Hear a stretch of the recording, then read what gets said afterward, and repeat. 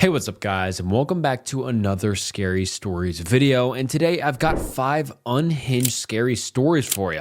And all of these are scary and really, really good. I love all 5 of these stories. They're super entertaining, and I'm sure you guys will love them too. And thanks so much for stopping by. And before we get into the stories, please like the video and subscribe to the channel. It's the channel's goal to be at 500,000 subscribers, so please subscribe, and I think we can do it kind of soon. So yeah, subscribe and join the community. I appreciate you all. And all right, without further ado, let's get into 5 unhinged scary stories. I found a priest diary from 1910. The contents of it haunt me to this day.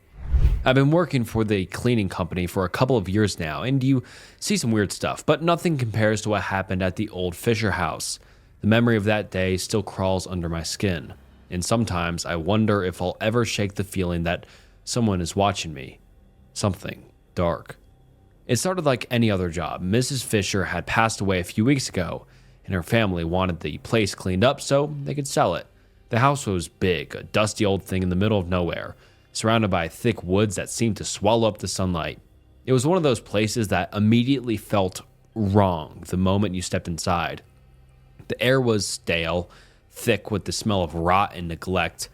Every step I took on the creaky wooden floors echoed through the empty rooms, the only other sound being the wind outside rattling the broken windows. I started in the living room, wiping down furniture and sweeping the floor, trying to ignore the uneasy feeling that had settled in my gut. It was one of the upstairs rooms where I found it, a small, leather-bound diary tucked under a loose floorboard. The diary looked ancient, the pages yellowed and brittle, the leather cracked from age. At first, I didn't think much of it. Maybe it was just some old family keepsake. But when I opened it, something changed in the air around me. The first page was written in shaky, old-fashioned handwriting, dated July 12th, 1910. It was signed by a priest named Father Augustine. His words were strange, like he was documenting something terrible that had happened. In nome Patris et Filii et Spiritus Sancti, I write this to recount the horrors that befell the village of St. Cuthbert, for my soul will never rest until the truth is known. I kept reading, feeling a shiver crawl up my spine. It began with the children. Their laughter twisted into screams, and their eyes turned black as night. One by one they fell to the curse, speaking in tongues, writhing like serpents upon the ground. At first we thought it was a sickness, but it was not of this world. It was the work of the devil himself. The room suddenly felt colder, and I glanced over my shoulder, half expecting to see someone standing behind me, but the house was empty. I was alone. I swallowed the lump in my throat and forced myself to keep reading. I was called to the village when the first child died. Her body twisted in unnatural ways, her mouth open in a silent scream. The villagers whispered of demons, of something unholy that had come to our land. I did not believe them. I was a man of God. I was a fool. The first exorcism failed. Deus in auditorium mum intende. The words of the ritual did nothing. The child laughed, a laugh that was not her own. She spoke to me in the voice of 1,000 serpents, mocking God, mocking my faith, and then she died, her body turning cold and stiff in my arms. I slammed the book shut, my heart racing. Something was wrong. I could feel it in the pit of my stomach, a creeping sense of dread that was getting harder to ignore. But I couldn't stop myself. I had to know more. I opened the diary again, flipping through the pages. The priest's handwriting grew more frantic as the entries went on. His Latin prayers scattered throughout the text, as if he was desperately trying to cling to his faith. I have seen the face of evil. It wears the skin of the innocent, but its soul is black. The demon is no longer in one body. It moves through the village like a plague, corrupting, consuming. I tried to perform another exorcism tonight. It went wrong. So very wrong. Demones me circumdederant. The demon was stronger than I could have imagined. It spoke my name. It knew me. It taunted Me, saying it had been waiting for me. I could feel its presence in the room, crawling beneath my skin, filling the air with its stench. Suddenly, I heard a soft creak behind me. I jumped, the diary slipping from my hands and falling to the floor. I whipped around, my heart in my throat, but the room was still empty. The shadows seemed to shift, though moving in ways that didn't feel right. It was like something was here with me. I picked up the diary again, my hands shaking. I wanted to stop reading, but something was pulling me in, like the words had a power of their own.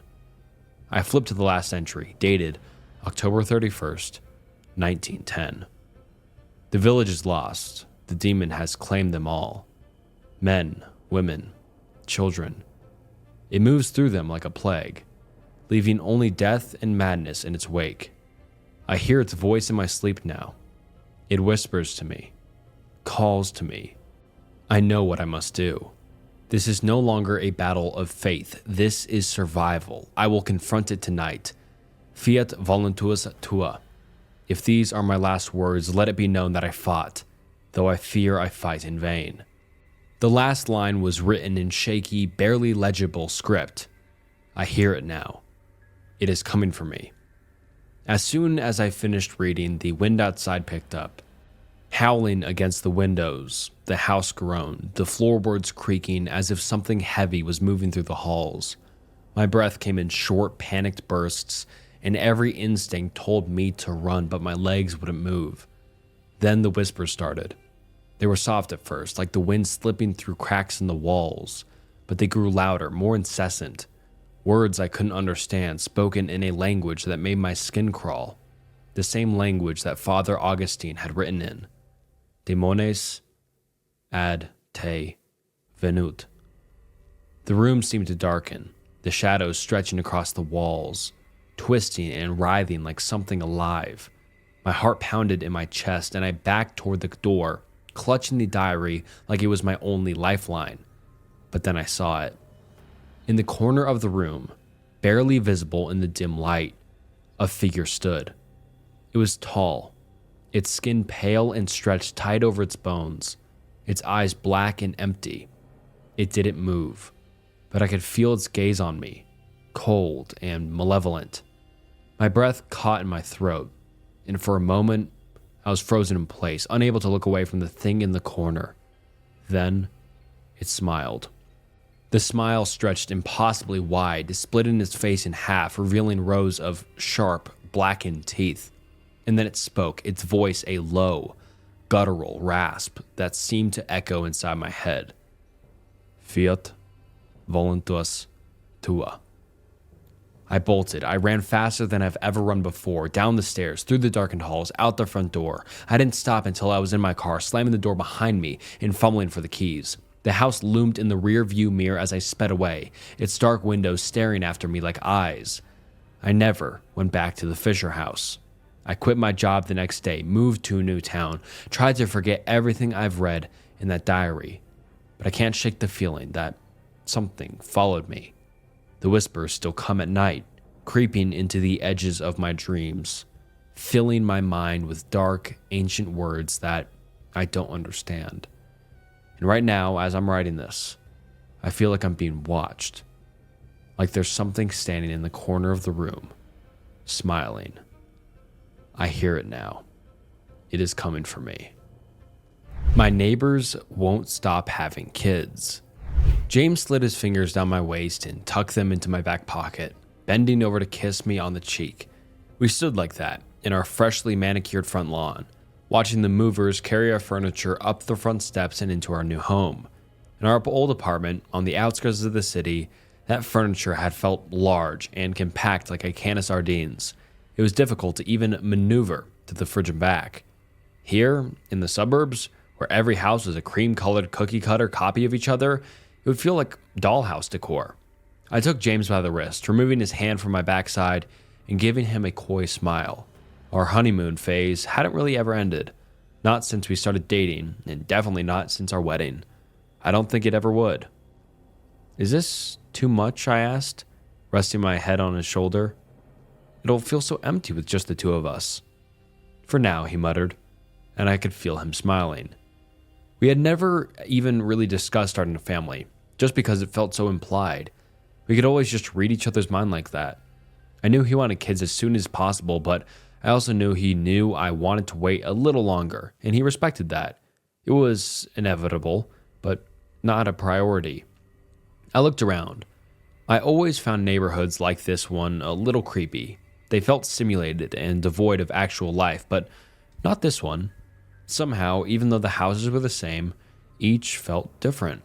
The home to our left appeared empty with a colorful for sale sign on the lawn, but the one to our right was lively. The windows were adorned with pink bright flowers overflowing from their pots, and the yard was sprinkled with children's toys. Even now there were kids outside. A young boy who appeared around 12 years of age pushing a younger girl on a yellow swing set. Their laughter filled the air. "Hello," a cheerful voice called, and I turned to see a woman marching towards us with a gleaming smile on her face. She was beautiful and young, maybe around my age, with blonde hair tied up in a pristine ponytail. Her pants fit her perfectly, accentuating her feminine curves, and her blouse was bunched up around her pregnant stomach. I felt myself subconsciously cross my arms, insecure. "Hello," my husband replied, bringing me out of my daze. I realized the woman was holding a dish wrapped in tinfoil and steaming. "You're the new neighbors, I presume?" she asked, her smile only brightening, revealing her perfectly white teeth. "Yes," I said, not wanting her to think I was rude. "I'm Adeline. This is James. We're so excited. This is such a lovely neighborhood." "As are we. My husband and I were so pleased to hear a young couple was moving in. It really is the perfect place to raise a family," she said knowingly, glancing at her children and then back at us. "Oh, we don't have kids," I said, a nervous laugh bubbling up in my throat. "Oh," she exclaimed. Her smile seemed to falter, but almost as if it were a glitch. It was so brief. She held out the dish in her hands. "Tuna casserole." James took it from her, peeling back some of the tin foil and taking a whiff. "Smells delicious." "We never caught your name," I said, leaning into my husband's side. "You are?" The woman opened her mouth, but no words came out. I waited for her to answer. "Honey?" A gruff voice called from the neighbor's doorway. It seemed almost unnaturally loud. Not as if he was yelling, but like his voice was amplified somehow. The woman smiled at us again, apologetically. "I must be going," she said, resting her hands on the stomach. "We will have to get together sometime." James and I only had the time to nod before she was turning away, walking quickly back towards who I assumed must be her husband. I saw something move on the second floor of the house, baby blue curtains parting. I looked up and met the eyes of two more children. They appeared to be twin girls, maybe 4 or 5. One of them waved. The other just stared. Embarrassingly enough, we didn't get to eat the casserole until several days later. Those days were full of hauling heavy boxes from our car and putting everything where it belonged. And my ears still rung with the sound of drills as I took the baking dish out from the freezer to thaw. "It'll be nice to eat something other than takeout," James said, sitting at our kitchen table and resting his head in his hands. "Yeah," I replied, "but I'm not sure how I feel about 2-day-old tuna." I walked over, nudging him with my hip. He pulled out his chair, guiding me down on his lap and wrapping his arms around my waist. There was so much excitement in the air as we had set up our new home, but I felt like he hadn't had any time to settle in yet. I had barely been alone with him in any meaningful way. It was the first time since our wedding day that we hadn't been all over each other. He pressed his mouth against my collarbone, trailing his lips up my neck into my ear. I felt a giggle rise in my chest, running my fingers through his slightly oily hair. "When's the last time you showered?" I teased, and I felt him laugh against my skin. "I was waiting for you, my love." I smiled. "You're disgusting. We'd better hurry up and eat then." The oven dinged, letting me know it was preheated. It took everything in me to get up off James. Right as my fingers wrapped around the handle, my other hand reaching for the casserole, I heard something. I froze, tilting my head towards the window. The night was warm and still. I could see warm yellow light glowing in the neighbor's windows. A perfect caricature. "Did you hear that?" My husband didn't seem to be paying attention, fiddling with a loose leg of his chair. "What do you mean?" I thought I heard something. Before I could dismiss it as a delusion, it came again. It was a sound like a cat with its tails being stomped on, a faint yet blood-curdling screech. I looked closer at the house, but nothing seemed amiss. There was an even louder moaning sound, and then another scream, far clearer this time. "What was that?" James asked, now standing. I shook my head. "I have no idea. Maybe the neighbors are watching a movie?" A crash and another scream. Something moved in one of the windows, and then the curtains were yanked shut. "Should I go and check?" "I can do it," my husband shifted nervously. I shook my head. He would do it, but I knew he didn't want to. He had always been skittish, especially at night. "I'll go." I grabbed an oven mitt and tossed it at him. It hit his chest and fell to the floor. "Put in the casserole. I'll be right back." The night felt even more quiet when I stepped outside, almost eerily so. The air felt so heavy and still, like I was standing inside of a painting on a street. My footsteps echoed against the pavement, and I tensed each time another scream rang out from the house. "What the hell?" I muttered, half out of curiosity and half just to hear a human voice. I knocked on the front door 3 times, wiping my sweaty palms on my jeans. I was already starting to regret coming over here, feeling silly for disturbing their night if it really was nothing. Even their porch was pristine, the white paint looked fresh, and even the dolls and toy cars strewn against the railing looked organized. I heard footsteps, and the front door opened a crack. I caught a glimpse of a man's face, his jaw square and dusted with stubble. "Good evening, Adeline." He greeted me. "Hi," I said, my voice coming out far softer than I meant for it to. "Good evening. I thought I heard something. Is everything okay?" He hesitated, then smiled. It looked a little forced. He opened the door wider, and I had to stop myself from flinching. His white button-down was stained with flecks of blood, bright red and fresh. There was a child clinging to his pant leg, a little boy that I didn't recognize. "Everything is all right," he told me, tussling the boy's hair absent-mindedly. "My wife is just going into labor." "Oh," I exclaimed, blinking at him in shock. He seemed incredibly calm considering the circumstances. "Should we call someone? An ambulance?" "No," he said quickly, his smile fading the tiniest bit. "No, that's quite all right. Thank you for your concern. This isn't her first rodeo, so to speak." He chuckled stiffly. "Oh, okay, well, tell her congratulations?" "Will do." He seemed to look me up and down, and a shiver creeped up my spine. "Well, have a lovely night, and we're so happy you moved in." He went to close the door on me, turning away, but at the last second the little boy shoved his hand through the crack. A piece of notebook paper fluttered to the slats of the porch, and the door closed with a sharp click. I picked up the piece of paper, somewhat stunned, as another scream ricocheted inside my head.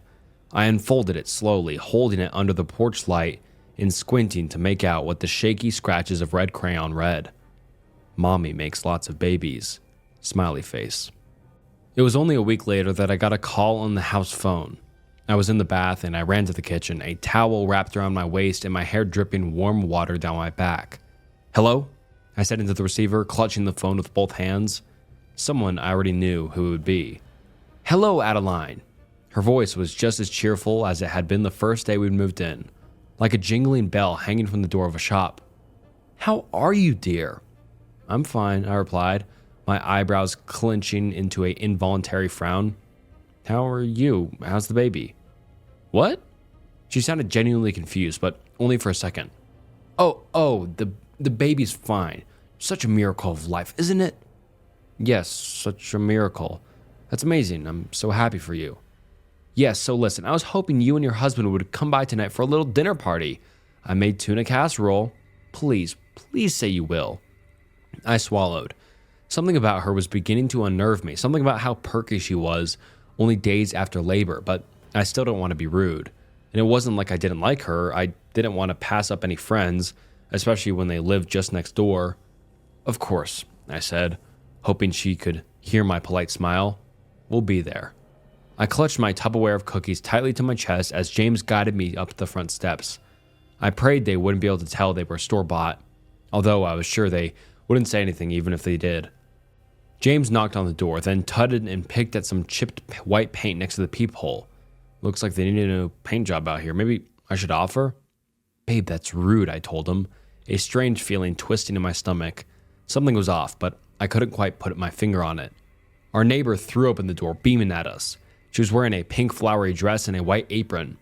"I'm so glad you could make it. Come on in. Everyone's waiting in the dining room." I couldn't help but stare at her stomach, which seemed almost as large as it had been the day we'd met. I glanced at my husband, but he didn't seem to have noticed anything, and only smiled at me reassuringly. Admittedly, I didn't know as much as I could about childbirth, but I knew your stomach stayed large for at least a few days.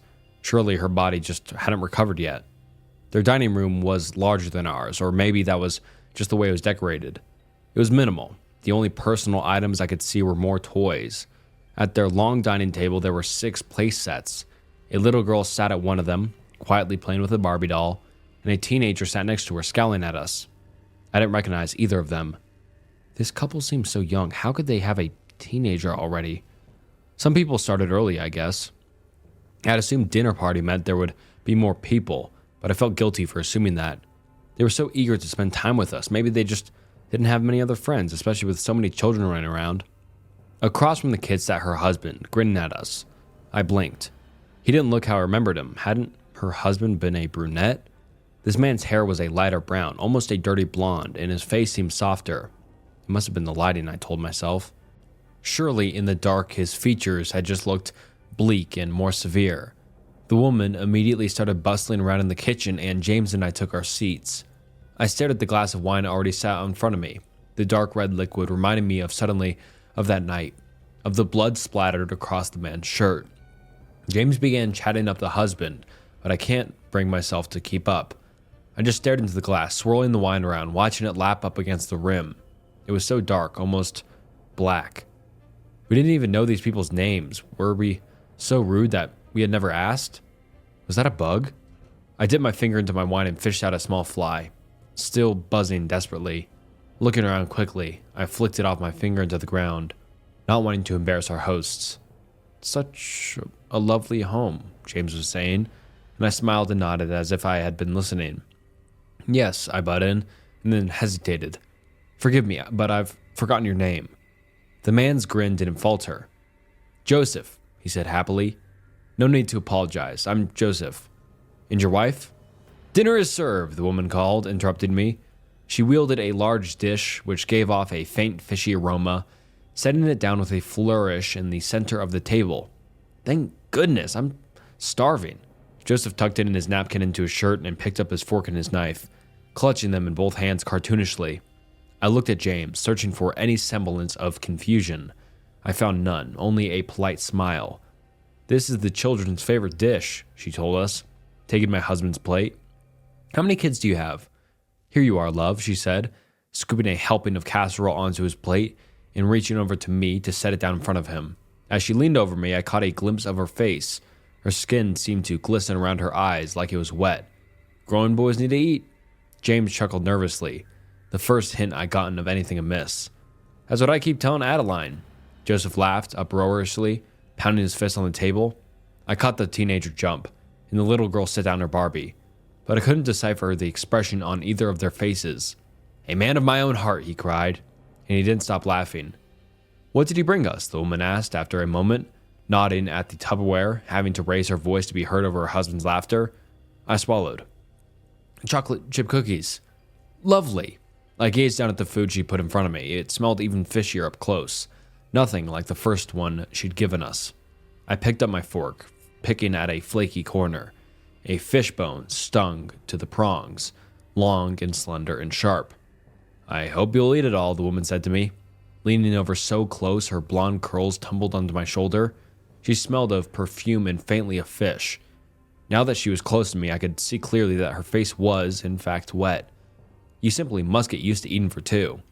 After that dinner, it wasn't that I was avoiding them, but I didn't make much of an effort to get closer. I felt deeply uncomfortable in a way that I didn't quite like to think about. Even so, I told myself it wasn't them. We just had gotten busy. James had started his new job in the city, starting construction on a new shopping mall, and I had a big interview coming up. I simply didn't have too much time to think about our neighbors. Not that they didn't make it difficult not to. Neither of us had gotten much sleep anymore. The sound of a baby crying kept us up and made us restless. They baffled me during the day too. One Monday before James had gotten home, I noticed a man out in the yard, playing with a few children. He was chasing them around the swings, around and around, and they were shrieking with glee. My curiosity got the better of me. Was this an uncle, a babysitter? I knew little to nothing about this family, and I figured that was just unnerving me so much. Maybe if I knew more, I'd feel comfortable living next to him. Before I could stop myself, I walked out, watching them play for another moment before speaking. "Hi," I called out, and all four of them turned to me. "Hello, I'm Adeline. I live next door. Sorry to be nosy. I was just wondering, how are you related to the family?" The man smiled at me just like the rest of them, widely. Up close, he looked even older, maybe in his 40s. He must be a relative of some sort. "Don't be sorry, Adeline. I'm their son. We've been so happy they moved in." After that, I put even more distance between myself and the neighbors. I was sure there was a logical explanation for all of this, but if I thought too hard about it, I felt like my brain would explode. A couple of nights later, James had had enough. "That's it," he muttered against my shoulder, squeezing me from behind. "I'm going over there." I groaned, rolling over and pressing our noses together. Even with my eyes crossed, I could see his dark circles, and his hair stuck up wildly from tossing and turning. "Don't, honey," I whispered, my voice raspy. It's okay. It's not their fault." "Surely they can do something," he argued, gently running his fingers through my hair despite his abrasive tone. "Jesus, it's almost louder with the windows closed. How many babies do they have over there anyways?" I paused and thought about this question, and I listened. I hadn't realized, but he was right. The crying didn't sound like one infant. It sounded like a whole chorus. "I can do it if you want," I muttered, but he shook his head. "No, it's okay. I'll go. You went last time." He pulled back the covers and got to his feet, reaching for his pants next to the bedside table. I sat up and watched him get dressed, and once he had kissed me and walked downstairs, I stood up to peer blearily through the bedroom window. It was a rainy night, the first rain we'd seen since moving in. It made the neighbor's house look much older than it was, almost like a haunted house. In the darkness and the storm, it almost looked dilapidated. I watched my husband tread through the mud, smiling at how goofy he looked carrying our purple umbrella. I watched him march up the front steps, shaking the water off of himself and knocking on the front door. I remember it so vividly. It wasn't a dream. I remember him knocking, and then so quickly it was unnatural. The front door opened. I didn't see who was behind it, but I saw a bright flash of light and heard a deafening gunshot, and my husband fell to the floor. His chest was eviscerated, blood and guts spewed out on the wood, my husband's warm body still twitching. I remember staring, shaking, in complete shock. I remember seeing curtains parting from the corner of my eye, but I couldn't pull my eyes away from my body. I remember everything going black, like static taking over my vision and falling. I was surrounded by red meat and blood, and a sticky white substance. I was naked and wet, and I couldn't move. All my limbs were cramped up against my body. I felt a pull in me, sucking me down into the redness and the darkness. I heard a voice, a woman's voice, muffled and distant, screaming and sobbing. "No, I don't want to. Please, I don't want to anymore." I saw a bright light, and I woke up in my bed, gasping for air, drenched in sweat. My husband sat up next to me, woken no doubt by my violent cries. He pulled me against my chest, stroking my hair, but I wouldn't stop shaking. It's okay, just a dream." But it wasn't just a dream. I saw it. I had seen him die. It had been so real, so vivid. I was still mourning, still in shock, curled up in his lap. It couldn't have been a dream. She brought me a pie the next day, the wife. James had stayed home from work to console me, deeply alarmed by my reaction to what he had thought was just a bad dream. He offered to get the door, but I didn't want him to. I didn't want him anywhere near our front door ever again. I turned the knob with shaking hands, and there she was, her hair tied up in a messy ponytail, clutching a pie in front of her. She was still pregnant. She held it out to me, her smile gleaming and wide, but her eyes apologetic. "I wanted to apologize for the noise," she said cheerfully, tilting her head. "I hope it hasn't kept you up. It's just so difficult sometimes with newborns. You, of all people, would understand." "I don't have kids," I said bluntly, eyeing the pie. It must have been cherry. It was red. So red. "Remember?" She blinked at me. "Oh yes, of course." She held out the pie, pushing it into my hands. "Please take it." I cautiously took it from her. It was so red inside, like the red from my dream, like my husband's guts. When I looked back up, she was still smiling, but there were tears streaming down her face and dripping off her chin. I stared at her blankly. Are you okay? Yes, oh yes, I'm fantastic, dear. Without warning, she opened up her arms and pulled me in, hugging me tightly. The pie tin crumbling between us. We're just so glad you moved in. I heard a sound like water trickling, and I cringed as something wet touched my legs. I pulled back and looked down to see liquid trickling down her thighs, slightly pink and sticky. She raised her eyebrows inquisitively, then looked down at herself and seemed to blush. Oh my, yes, you must excuse me. She gave me another smile so wide it looked like it might hurt. Still weeping silently, she looked older than before. I'm so sorry. Again, I'm so sorry. She kayed herself a couple days later. I saw it happen. I felt an urge to look out of our bedroom window around 5 in the morning, and I saw her standing on the roof of the neighbor's house. She seemed to look me right in the eyes before she plummeted. I ran down the stairs as quickly as I could, almost tripping and cracking my head open. When I got outside, everything looked different. The house looked different, old, like it hadn't been lived in years. The yard was overgrown, the grass swallowing up the children's toys, and the pink flowers on the windowsill were shriveled and brown. The porch was dirty and packed with things, as if only hoarders had ever resided there. The paramedics came after I called 911 and the police, and it occurred to me that it was the first time I had seen anyone other than us and the neighbors on that street. They told me it was a good thing I'd called, because no one else would have. When I asked what that meant, they just looked at me blankly. No one else lives here, ma'am, one of them told me, as if it was obvious. I stared at her body until they took her away. She looked different. She looked old. Even so, I could have sworn I saw her stomach growing. I heard them call her Jane Doe as they zipped up the black body bag. That was a few months ago. We moved back into our apartment closer to the city, and even though it's cramped here, it feels so much more comfortable. I've been going to therapy, trying desperately to figure out if what I witnessed was real or pure insanity.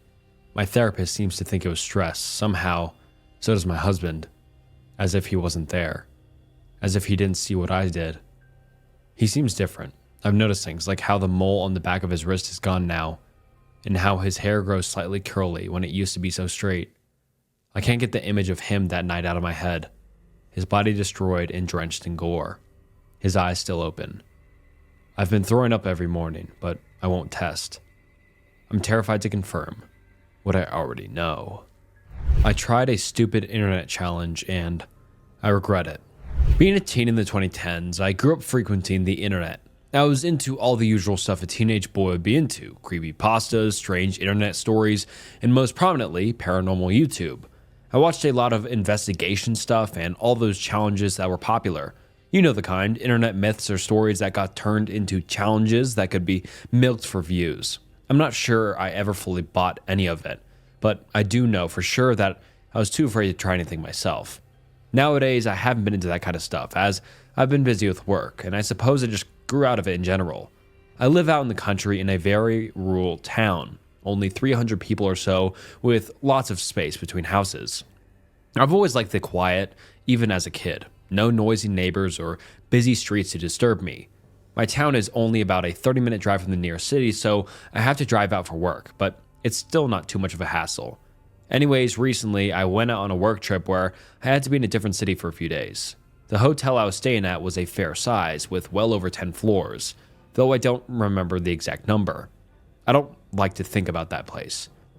I had already stayed there for 2 nights. On the third, as I was heading up the elevator to go to my room for the night, I remembered something. Seeing the number of buttons in the elevator reminded me of a challenge I saw a lot of back when I was a teen. It was called the Elevator Challenge. It was dumb as hell and no one believed it, but I couldn't help but think about it.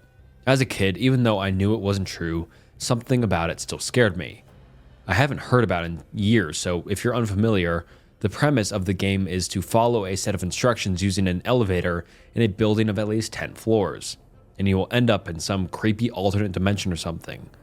When I arrived to my room, I looked it up out of curiosity, and sure enough, the instructions were still available. I knew everything about it was bullshit, but for some reason, a part of me wanted to try it. I think for my inner child or something.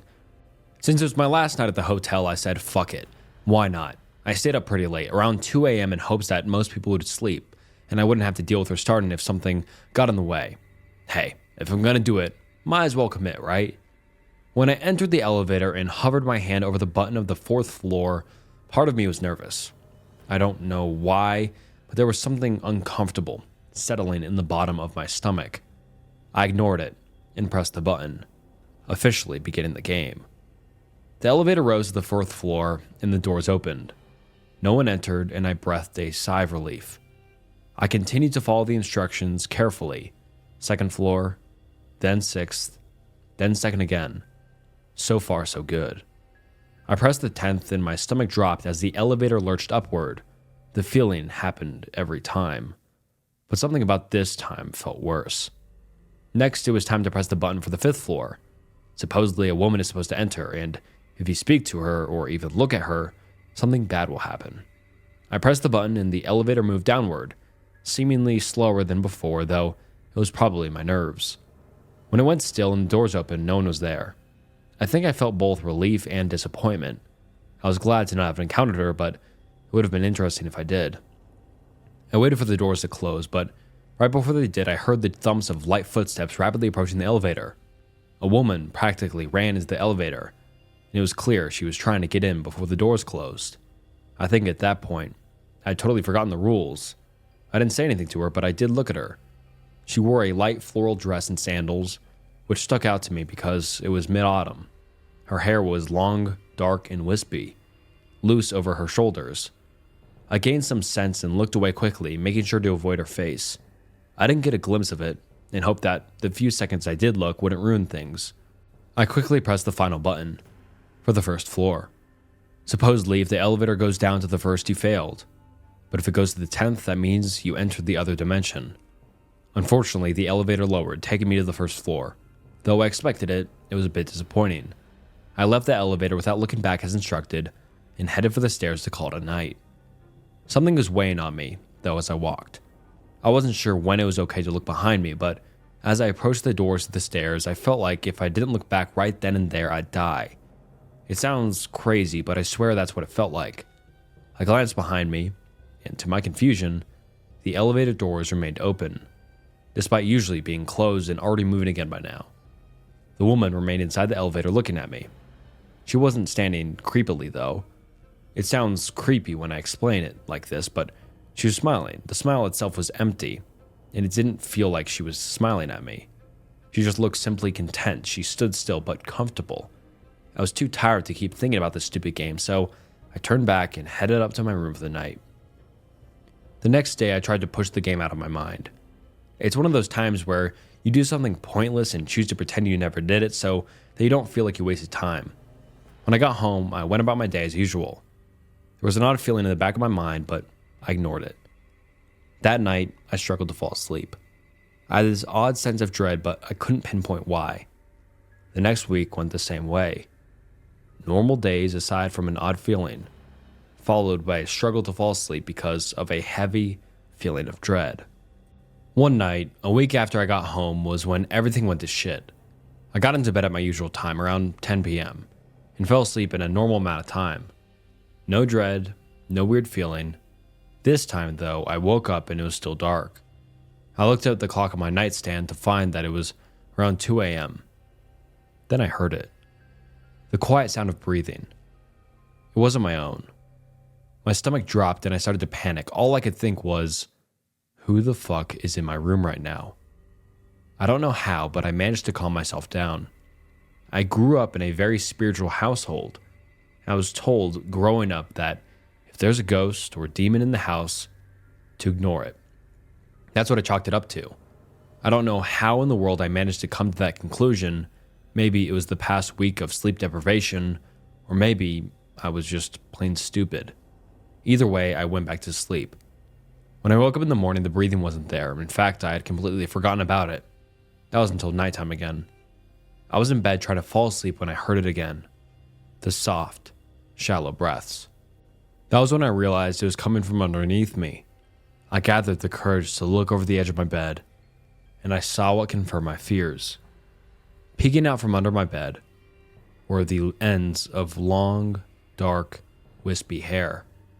I didn't dare look further. I slowly got out of bed, grabbed my phone, and walked out of the room.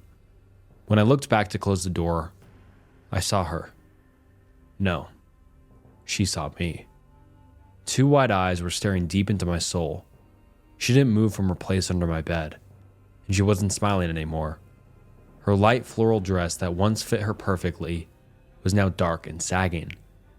I ran out of my house frantically, grabbing my keys on the way out and slamming the door behind me. No way in hell was I going to spend another second with that thing. I got into my car and drove. I drove and drove, not even thinking of a destination. I just needed to get away. I probably should have called the police, but that was the last thing on my mind. I've been staying at my parents' house for the past few days. I can't go back there. My parents got me to call the police, who searched the house but found nobody. There was no sign of forced entry, and nothing to suggest there was a woman there. Not even a hair. The first few days I was staying here, everything felt okay for once. But these past few nights, the feeling came back. That unexplainable fear I felt every night. I'm terrified that I'll hear her again. I'm so scared. I think this means she found me again.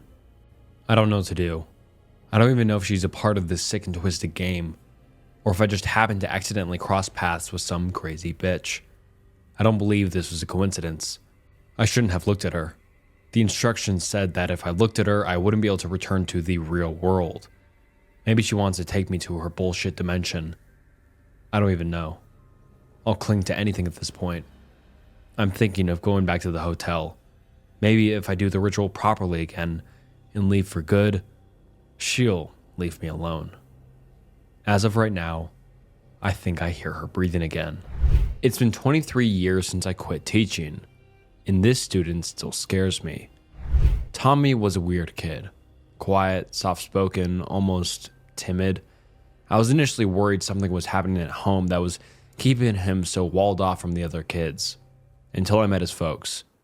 At a parent-teacher's night at this school, his parents were a very nice young couple, and just eager to ask me about Tommy as I was to ask them.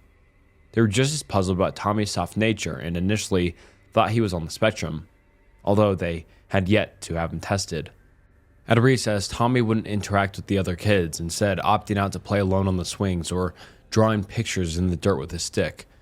Until one afternoon, a group of boys in the grade above him got together and decided to make fun of poor quiet Tommy. I saw the whole thing happening from across the playground and began walking over to intervene. One of the kids was a notorious bully, a real gorilla for his age, standing a couple heads above the other kids. He towered over Tommy with a basketball in hand. I saw him wind up, ready to slam dunk onto Tommy's head, but when he let go of the ball, it just hovered there, in midair. The ball started to spin, picking up momentum and speed, and went sailing back into the bully's face, breaking his nose and sending him ass over tea kettle to the ground. I was halfway over to them when I saw this. I didn't know what to make of it, but I knew it had something to do with Tommy, who, the whole time mind you, hadn't even looked up from his stick drawing in the dirt. After that, absolutely nobody interacted with little Tommy. Kids, bullies, and I even saw ants and other bugs skitter off the other way when he was near. The school I worked in was grades K through 12, so even after Tommy left the first grade, I would still see him around the school.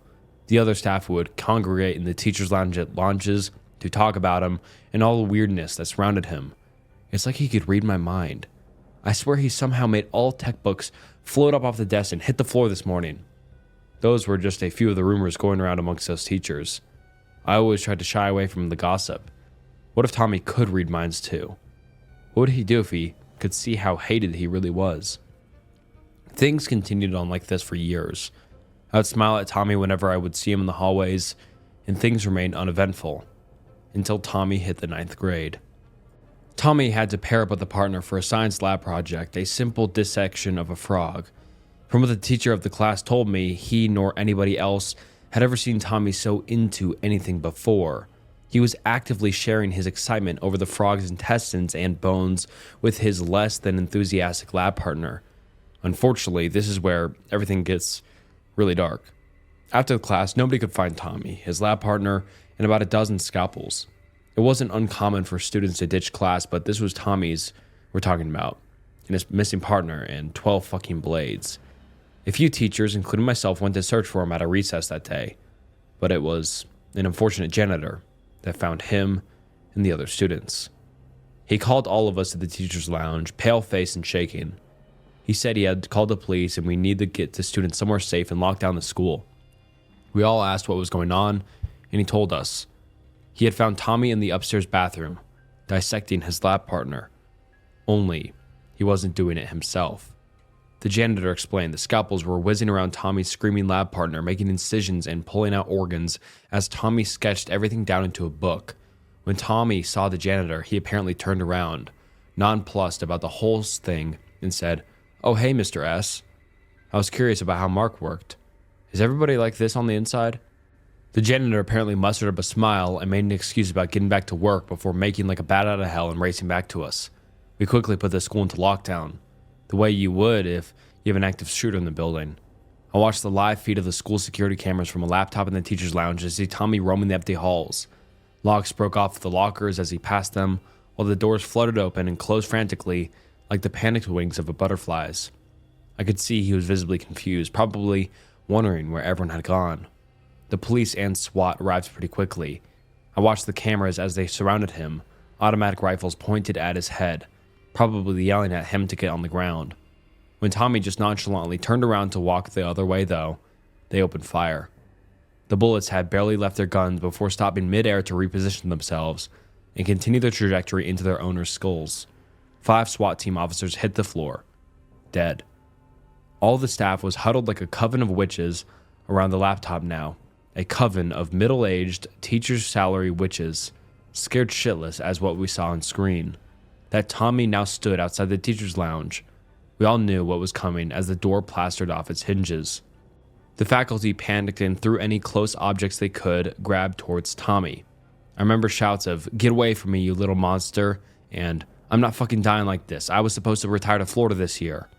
Eyes popped out of skulls, limbs were ripped from sockets, with sick, wet, tearing noises, and teachers sailed around the room in the air so fast and with such force that when they hit the ground, they exploded like a balloon full of jelly. And the whole time, I just crouched in the corner, shaking and terrified. Eventually, I was all that was left alive in the room with Tommy. He made his way over to me as I was sure it was the end. "Mr. H?" He spoke my name the way a student would before asking to use the washroom. "Where is everybody? Did I do something wrong?" I couldn't sugarcoat it. He had spared me to this point, and if nobody was going to tell him what he was doing was wrong, well, how far would he take this? How many more lives would he snuff out? Yes, Tommy," I managed to stammer out. "You've killed these people. You understand that's wrong, don't you?" "I didn't mean to. I was just standing up for myself." I glanced over to the laptop to see more SWAT heading to the teacher's lounge.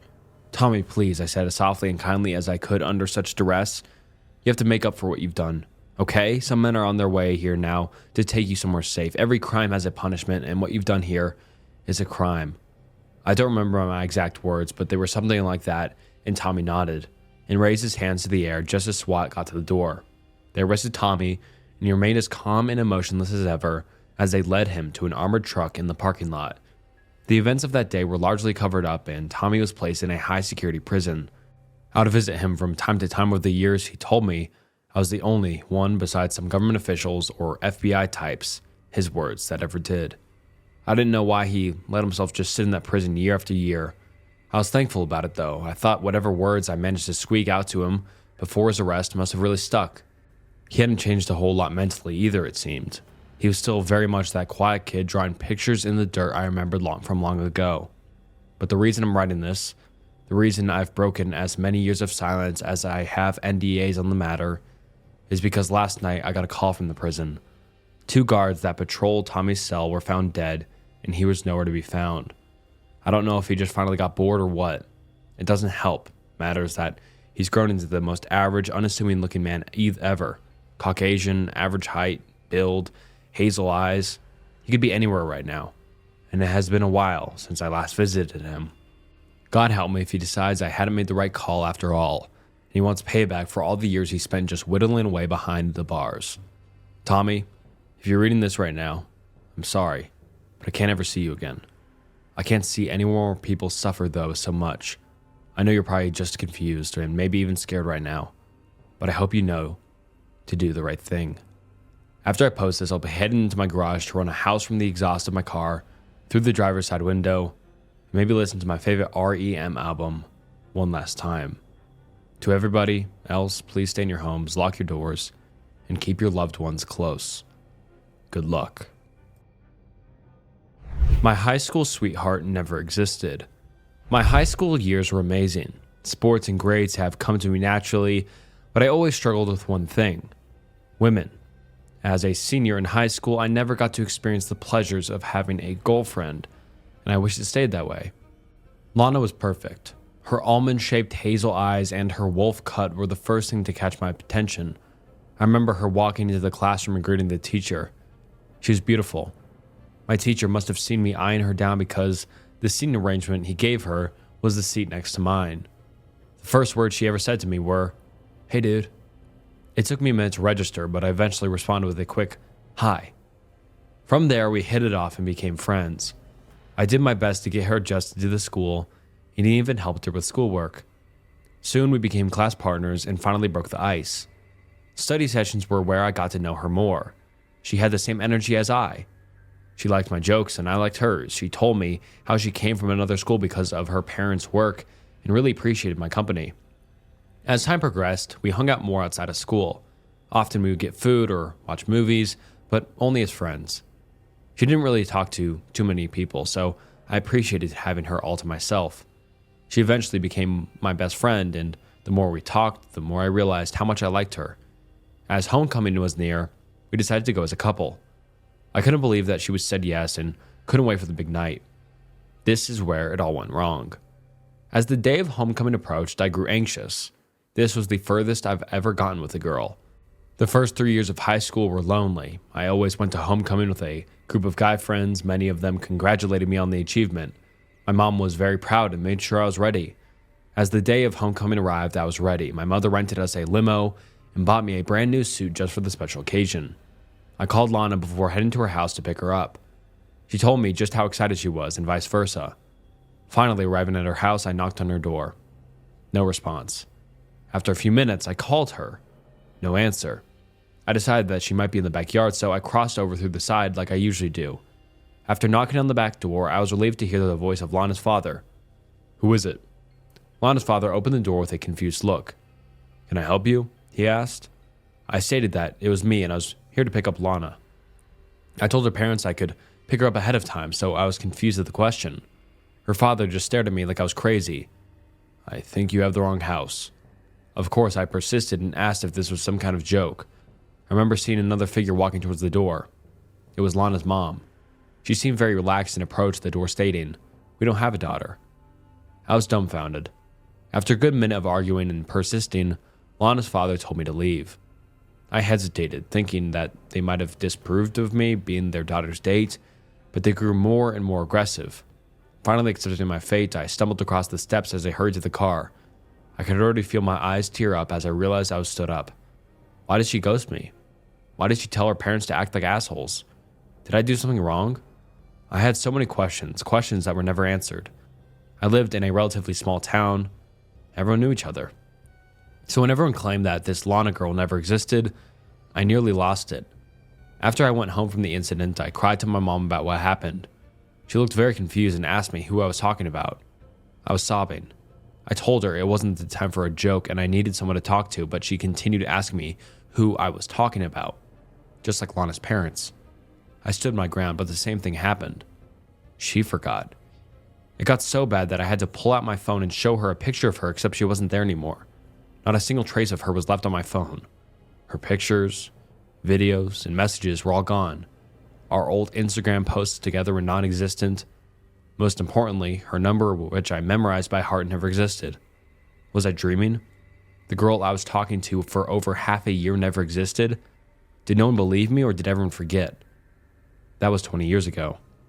With no one to talk to or believe in me, I moved on. I later moved for college and did other things with my life. Eventually, I met my wife. She is the love of my life. We have 2 healthy boys and another one on the way. I have a decent job and a happy life. My wife Emily stays home to take care of the kids. Since my work is enough to support the whole family, we often go to parenting sessions together.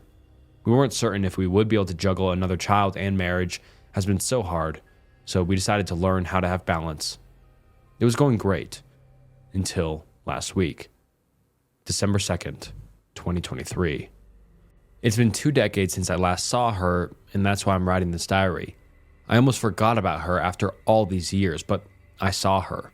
After our parenting session, Emily and I went to get lunch. We ate at one of those restaurants with an outside cafe. The table we sat at was adjacent to the sidewalk which pedestrians walked on. As I waited for Emily to come back from the restroom, I noticed one of the pedestrians at a distance. I wasn't able to immediately recognize her, but I knew she looked familiar. The closer she got, the more I was certain. It was her. It was Lana. She didn't age as much as I did. She looked about 30-ish and still had the same type of haircut and eye color. I couldn't believe my eyes. I don't know why, but I was scared. Like she was going to do something to me.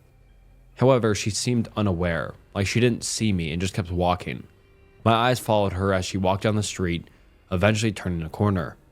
I wanted to follow her, but my wife was coming back. I thought I was hallucinating, but I was certain it was her. When we went home, I couldn't sleep. For 20 years, everyone I talked to about Lana never believed me.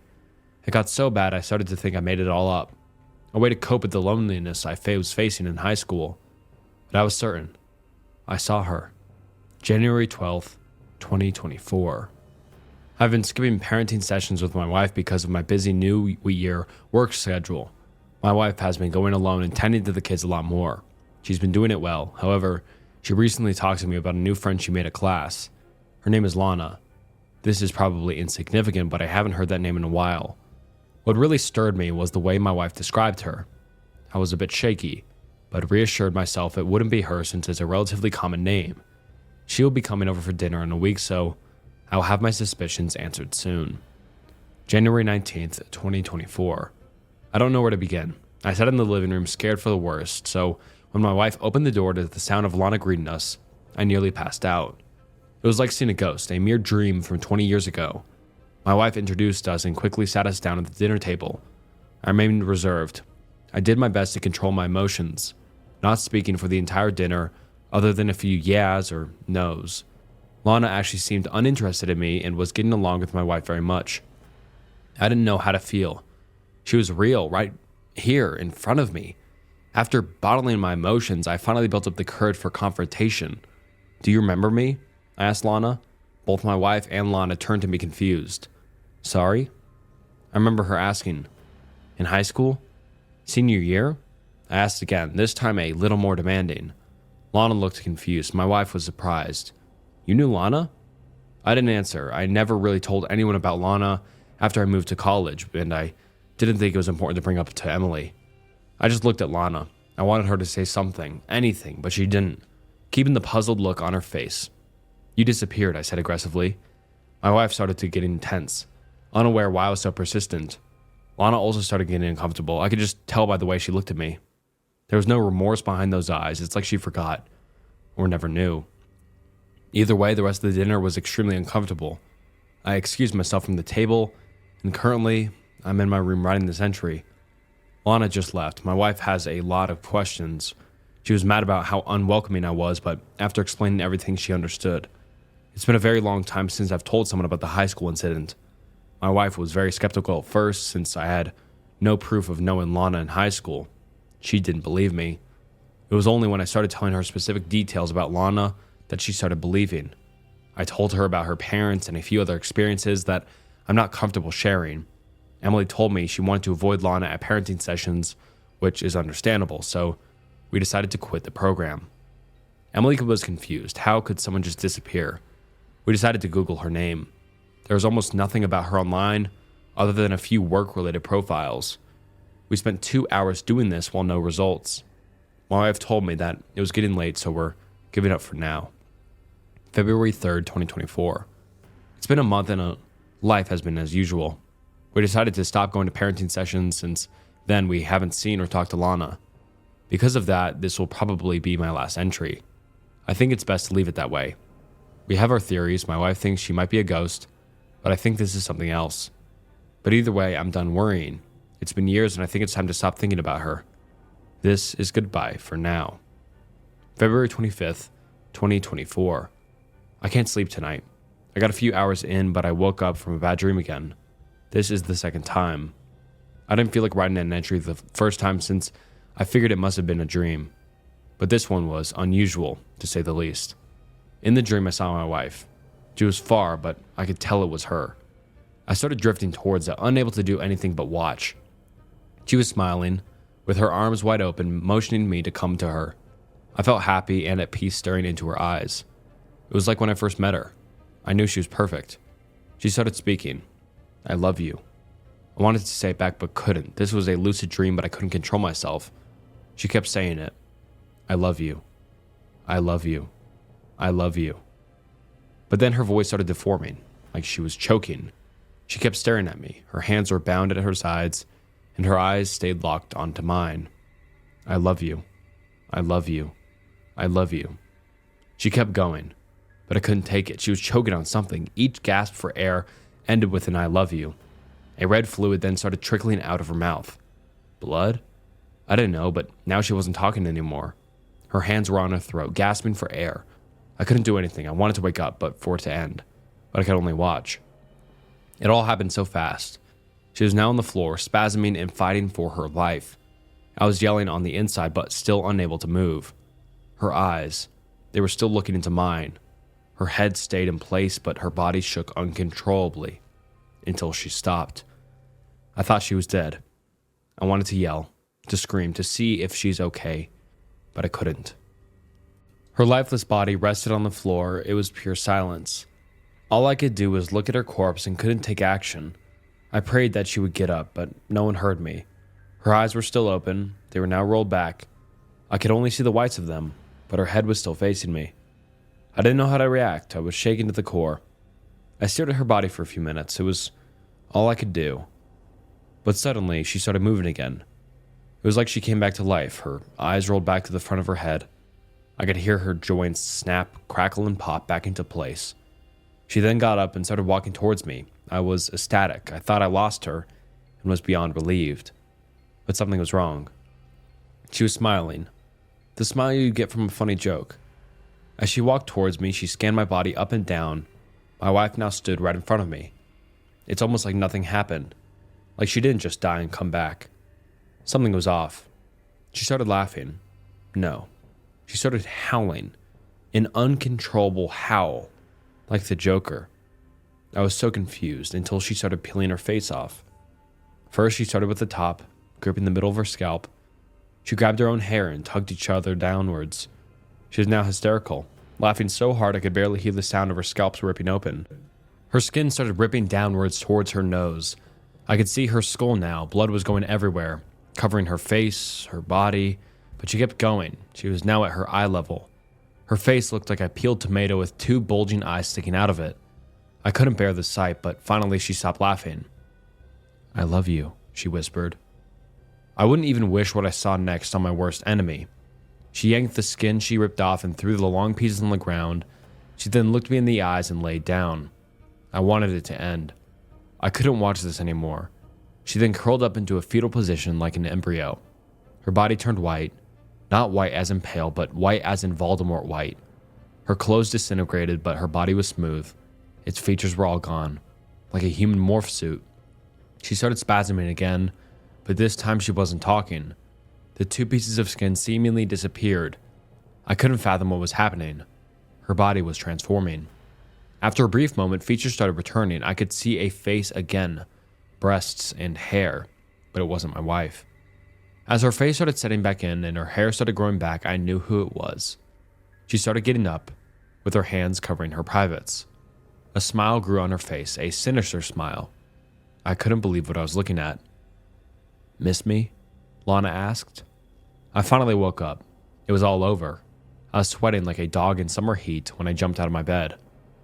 This time was 3 a.m. I'd only gotten a few hours of sleep. I quickly checked to see if my wife was okay. She was sleeping soundly.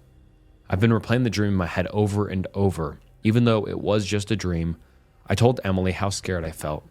I have so many questions. Something tells me that this isn't going to be the last time. For now, I'm going to take off from work and relax. Maybe I just haven't been getting enough sleep. March 1st, 2024.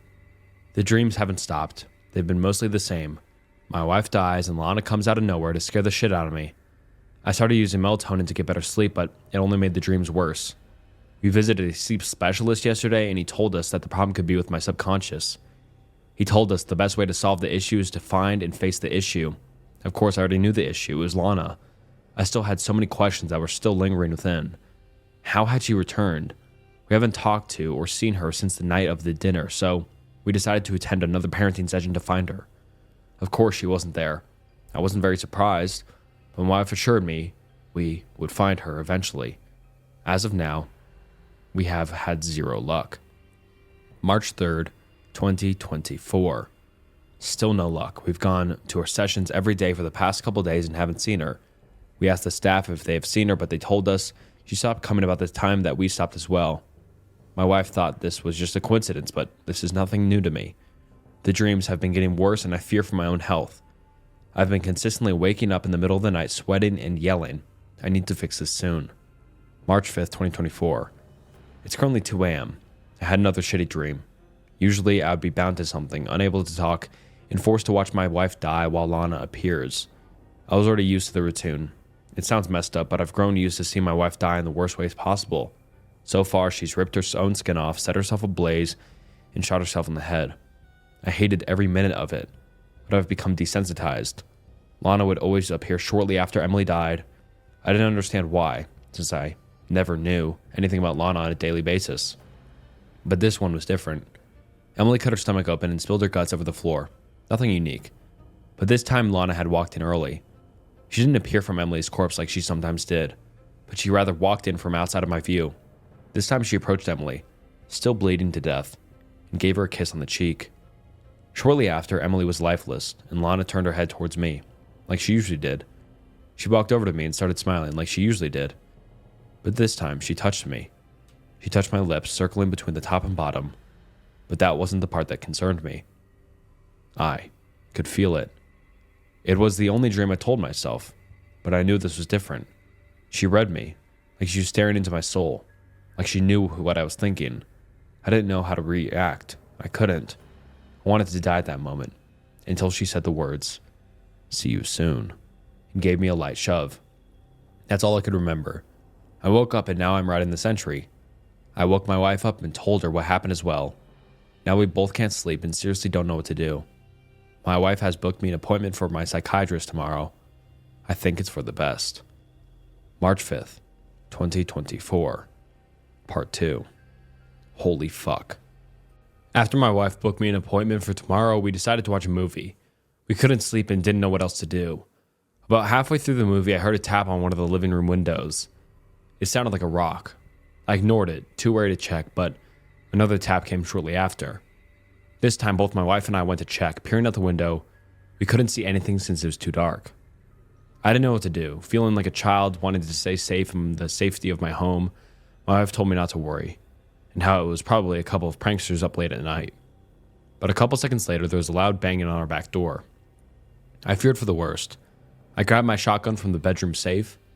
I've never had to use it before. My wife said I was overreacting, but after experiencing the dream, I was not taking risks. Shaking in fear, I headed toward the back door and told my wife to stay behind me. I turned on the backyard lights and listened for sound. It was super quiet, since it was late at night, but I still didn't hear anyone in the yard. After a few minutes of waiting by the door, I finally got the courage to prop it open and check to see if anyone was there. Of course, there was nothing unusual. The backlight dimly revealed the backyard, illuminating the barbecue grill and the silhouette of 2 trees. Other than that, I saw nothing else. To reaffirm my safety, I hesitantly called out, "Anyone there?" My wife was clutching my hand behind me, but I was confident no one was there. Until someone replied, "I'm here." At first, I thought it was our elderly neighbor, but this voice was younger and higher pitched. This voice was familiar. My wife instantly jumped back. I think she realized before I did. It was Lana. I couldn't see her at first, but I knew. Her shadow was hiding under one of the trees. I only saw it when it started moving towards me. A dark shadow hovered on the ground, slowly edging its way towards my wife and I. I immediately raised my gun, realizing there was nothing I could see that was making the shadow. Its shape narrowed as it shifted from the light. It was moving by itself. It finally stopped about 10 feet away from us. The shadow then grew bigger, about as wide as a sewer plate. I pointed my gun at the thing, but I didn't know what I was aiming at. Before I could think, a hand appeared from the void.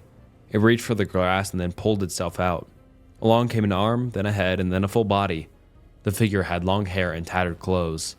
Its skin was rotten like a corpse. My wife quickly pulled out her phone and called the police. I was now face to face with the thing, with my gun as the only protection I had. After taking a closer look, I recognized her. It was Lana, but her body seemed semi-decomposed like she was a zombie. She just stood there, menacingly. I wanted to shoot, but I couldn't. There was nothing behind those eyes. Her face rose and met mine. Then she lifted her arm towards me, reaching for my face. Her dry and cracked lips started moving, with only a groan coming out of her mouth. My wife, who was still behind me, told me that the police would be there soon. I didn't hear her, hyper-fixated on Lana's next move. Lana was unresponsive, like a statue, and then she started moving. I could see her plant her foot into the ground, ready to charge. Don't do it, I warned her, but she ignored me and started rushing. My wife screamed. Seeing the sudden movement of Lana, she was fast, so fast that I almost didn't pull the trigger in time. My shotgun sent Lana flying.